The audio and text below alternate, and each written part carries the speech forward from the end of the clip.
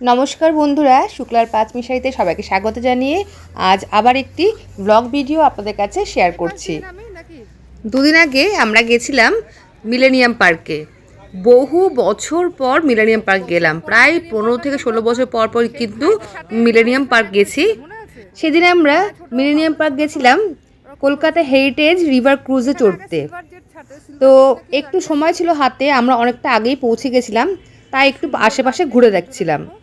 দেখুন সূর্যটা কি সুন্দর লাগছে, জলের উপরে সূর্যের যে আলো ছটাটা পড়েছে দেখতে কিন্তু ভীষণ সুন্দর লাগছে।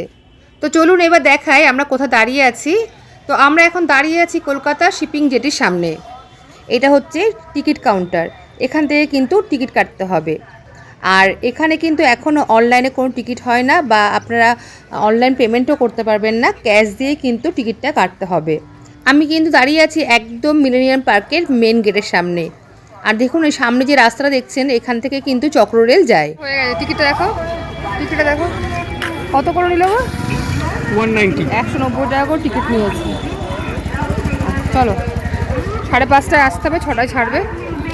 তো বন্ধুরা দেখলেন তো, জন প্রতি 190 টাকা করে কিন্তু এখানে টিকিট। তো টিকিট তো কাটা হয়ে গেছে, এবার হাতে অনেক সময় এখনও, তাই বললাম চলো আবারও আমরা ভালো করে মিলেনিয়াম পার্কটা ঘুরে নিই। কারণ বহু বছর আগে আমরা এসেছি, তারপরে কিন্তু আর আসা হয়নি। তাই এত বছর পরে আসলাম যখন, হাতে সময় পেয়েছি, তাই একটু মিলেনিয়াম পার্কটা ঘুরে নিই আর তোমাদেরকেও আমি শেয়ার করি। দেখো মিলেনিয়াম পার্কটা এখন কেমন আছে। আর একটা কথা বলি বন্ধুরা, এখানে কিন্তু অনেক রকম ক্রুজ আছে যেখানে কিন্তু আপনারা চড়তে পারেন। আগে থেকে জানতে হবে টাইমিংগুলো। আর বিভিন্ন ক্রুজে কিন্তু ভাড়া কিন্তু একদমই আলাদা, তো সেটা বুঝে কিন্তু আপনাদেরকে দেখে নিয়ে তারপর টিকিটটা কাটতে হবে। যে ক্রুজগুলোর নাম আমি জানি আপনাদের কাছে শেয়ার করছি।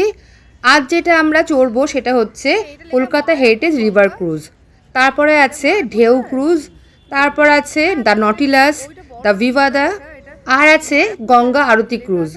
তো এইগুলোর প্রত্যেকটা টাইমিং কিন্তু একই রকম নয়, একটু আলাদা সময় এগুলো ছাড়া হয়। আর এগুলো কিন্তু আপনাদের একটু জেনে আসলে ভালো হয়, তাহলে চড়তে কিন্তু আপনাদের সুবিধা হবে আর সময়ও বাঁচবে। তো দেখুন আমরা কিন্তু এখানে এখনও ঘুরে বেড়াচ্ছি। আমরা মোটামুটি 4:10-15 মধ্যে কিন্তু মিলেনিয়াম পার্কে চলে এসেছিলাম। তারপর টিকিট কাউন্টারে যখন গেলাম, ওখান থেকে শুনলাম 6টার সময় নাকি এই ক্রুজ ছাড়বে। তো আমাদের কাছে প্রায় 2 ঘন্টার মতো টাইম, কি করব, সময় তো কাটাতে হবে। তা আমরা এই জন্য গঙ্গার ধারে ঘুরছিলাম। গঙ্গার ধারে ঘুরতে কিন্তু বেশ মজাই লাগে। এখান থেকে সূর্যোদয় মানে সূর্যাস্তটা বেশ সুন্দর লাগছে দেখতে। দেখুন গঙ্গার জলের উপর সূর্যের আলোটা যখন পড়ছে এত সুন্দর লাগছে। আর এই যে দাঁড়িয়ে আছে পেছন দিকে যে ক্রুজটা, ওটার নাম হচ্ছে ভিভাদা, ময়ূরপঙ্খীও বলে, ওটাও খুব সুন্দর জানো তো। তো এখানে আসলে কিন্তু আপনারা অনেক রকম ক্রুজ দেখতে পারবেন আর বেশ ভালো লাগবে। শুধু সময়টা জানতে হবে ভালো করে, তাহলেই হবে।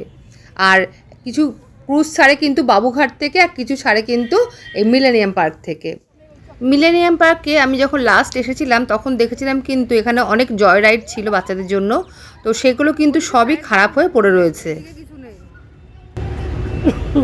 এগুলো সব মনে খারাপ হয়ে, দেখো যা খারাপ হয়ে পড়ে রয়েছে।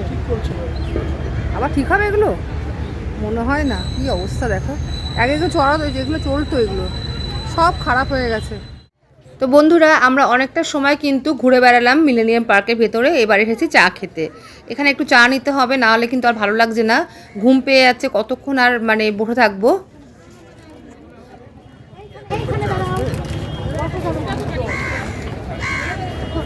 দুটো চা নাও, আমার বড় চা নিও, বড় চা দাও। এই বড় বড় নাও, হ্যাঁ বড় চা, বড় কাপ নাও।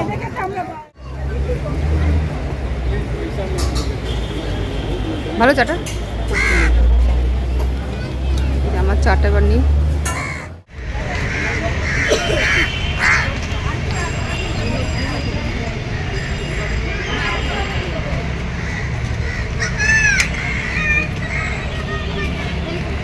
হাওড়া ব্রিজ দেখা যাচ্ছে। ওরে বাবা, শীতের সময়টা ঘুরতে বেশ ভালোই লাগে বলো, তাই না? চা খেয়ে আবার একটু দাঁড়ালাম গঙ্গা ঘাটে, তখনও সময় হয়নি। আমরা যখন 5:15 নাগাদ এই জেটির সামনে আসলাম, জেটি ঘাটের সামনে, তখন দেখলাম লম্বা লাইন পড়ে গেছে। তো যাই হোক আমরা এখানে এবার লাইন দেব, লাইন দিয়ে তারপরে কিন্তু ভেতরে ঢুকবো। দেখুন ওইখানে অনেক লোক দাঁড়িয়ে আছে আর আমার হাজব্যান্ড কিন্তু পেছন দিকে লাইন দিয়েছে। 5:40 নাগাদ গেটটা খুলবে, তারপরে আমরা কিন্তু ভেতরে ঢুকবো। এই ভিডিওর মধ্যে আমি খুঁটিনাটি যেটুকু জানি আপনাদের কিন্তু জানিয়ে দেবো, যাতে আপনাদের সুবিধা হয়। দেখুন এখানে কলকাতা হেরিটেজ রিভার ক্রুজ যেটা আছে সেটা কিন্তু মানডে থেকে ফ্রাইডে মানে সোম থেকে শুক্র ছাড়ে হচ্ছে সন্ধ্যে 6টার সময়, আর শনিবার রোববার দুবার ছাড়ে, একবার হচ্ছে বিকেল 5টা আর একবার বিকেল 7টার সময়। আর এখানে দেখুন ইলেকট্রিক ভেসেল যে ঢেউ ক্রুজটা আছে তার টাইমিংটা দেওয়া আছে। সোমবার থেকে শুক্রবার বিকেল 4:30টার সময় একবার ছাড়ে, আর শনি রোববার দুপুর 1টায় একবার আর বিকেল 4:30টায় একবার ছাড়ে। আর ঢেউয়ের ভাড়া হচ্ছে নন এসিতে 200 টাকা আর এসিতে 300 টাকা। চলো চলো চলো।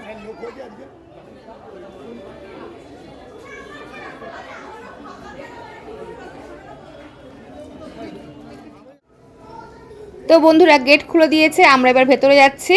দেখুন এবার সবাই তাড়াতাড়ি করে দৌড়ে দৌড়ে হাঁটছে, কারণ ভাবছে আগে গিয়ে হয়তো সিটটা পাবে। তো সিট তো পাবেই, কিন্তু সিটে কেউ কিন্তু বসে থাকে না। আমি দেখলাম তো সবাই কিন্তু এদিক ওদিক ঘুরে বেড়াচ্ছে, ফটো তুলছে, ভিডিও করছে, তো বেশ ভালো লাগে। আর একটা কথা বলি, এখন যেহেতু শীতকাল তাড়াতাড়ি অন্ধকার হয়ে যায়, আর এই সময় মানে ক্রুজে চড়ে কিন্তু আমার খুব একটা ভালো লাগেনি বলবো না, ওই নাচ গান হচ্ছিল সেটাই ঠিক আছে, কিন্তু বাইরের দৃশ্যগুলো কিন্তু যে জায়গাগুলো দেখানো হয় সেগুলো কিন্তু কিছু দেখা যাচ্ছিল না, কারণ অন্ধকারে কিছুই দেখা যাচ্ছে না। যাই হোক, এবার দেখুন এই ক্রুজ দাঁড়িয়ে আছে আমাদের সামনে, আমরা উঠে পড়ছি। এটা হচ্ছে লোয়ার ডেক, এখান থেকে কিন্তু আমরা ঢুকে উপরে যাব।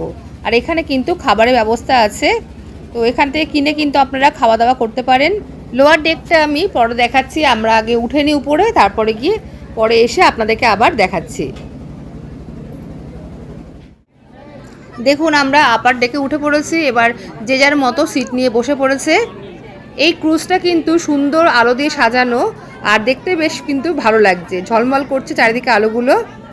সত্যি বলতে সন্ধেবেলায় এই ক্রুজে চড়ে একটা অন্যরকম মজা, আবার সকালে চড়লে কিন্তু আবার অন্যরকম মজা। গরমকালে কিন্তু এত তাড়াতাড়ি সূর্য অস্ত যায় না, সেই জন্য অনেকটা আলো থাকে, বা তার জন্য বাইরেটা কিন্তু খুব ভালো করে দেখা যায়। আর সন্ধেবেলায় এই শীতকালে কি হয়, মানে সূর্য অস্ত হয়ে যায় তাড়াতাড়ি করে, আর তখন এই আলোটাই কিন্তু আমাদের ভরসা। তো এই আলোগুলো কিন্তু বেশ ঝলমল করে জ্বলছে, বেশ ভালোই লাগছে। মিউজিক শুরু হয়ে গেছে, আর দেখুন ওই দাদা এখানে এসে কিন্তু খাবার দিচ্ছেন সবাইকে। তো নিচে লোয়ার ডেকে দেখলাম যে খাবারগুলো বানানো হয়েছে, সেগুলো কিন্তু ওখানে বসে আপনারা খেতে পারেন কিনে, বা ওনারা উপরে এসে সবাইকে সিটে এসে দিয়ে যান। আর এই খাবারগুলো কিন্তু আপনাদের নিজেদের কিনে খেতে হবে, আর খাবারের দামগুলো কিন্তু বেশ রিজনেবল। তো মিউজিক শুরু হয়ে গেছে, এবার কিন্তু গান শুরু হয়ে যাবে। এবার গানে যেহেতু কপিরাইট আসতে পারে, সেই জন্য কিন্তু গানের জায়গাগুলো আমি একটুখানি মিউট করে দেবো। সবাই কিন্তু এখানে খাবার নিয়ে বসে বসে খাচ্ছে, আমরাও নিয়েছি। আমরা নিয়েছিলাম হচ্ছে ফিশ ফ্রাই। খুব খারাপ বলবো না, আবার খুব ভালোও বলবো না, যাই হোক 100 টাকা করে নিয়েছিল একটা ফিশ ফ্রাই, তো সেই দামের মধ্যে মোটামুটি ভালোই বলবো।